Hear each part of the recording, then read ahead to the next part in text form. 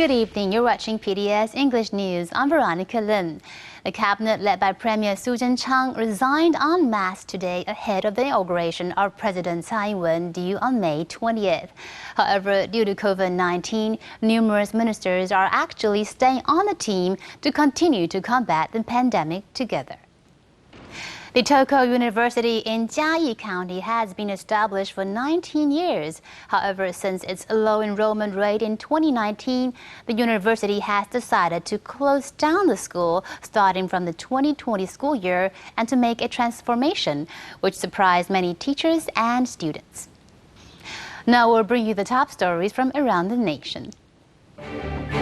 A fire accident broke out at the Toco Railway Museum in Kaohsiung, a historic building that's 97 years old.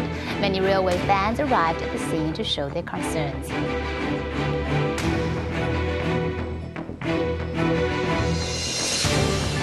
Details of the subsidy extension program has been announced. However, some local governments have suspended granting the subsidy due to difficulty in verifying applicants' application qualifications.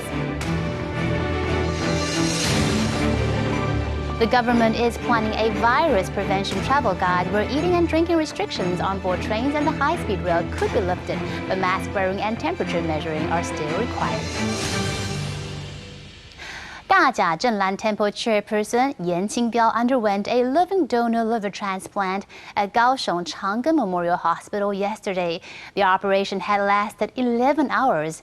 Today, the hospital said Yan is recovering well and will remain hospitalized for about a month.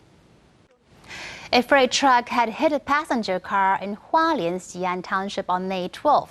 The car's airbags deployed, but it turned out there were not actually airbags, but clumps of scrunched-up newspaper, causing the driver to sustain injuries. Let's take a look at the international news today.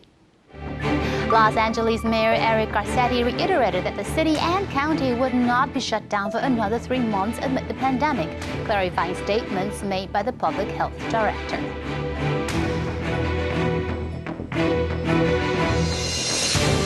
Authorities in Wuhan launched an ambitious campaign to test all of its 11 million residents after a cluster of new cases raised fears of a second wave of infections.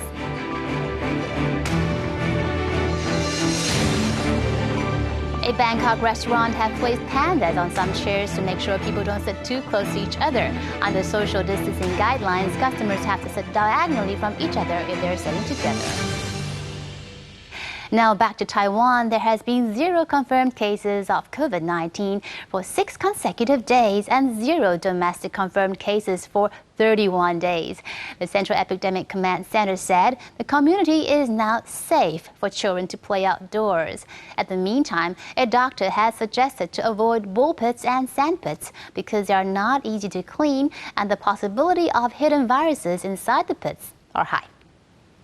Thank you for watching PBS English News. I'm Veronica Lim. I'll see you next time.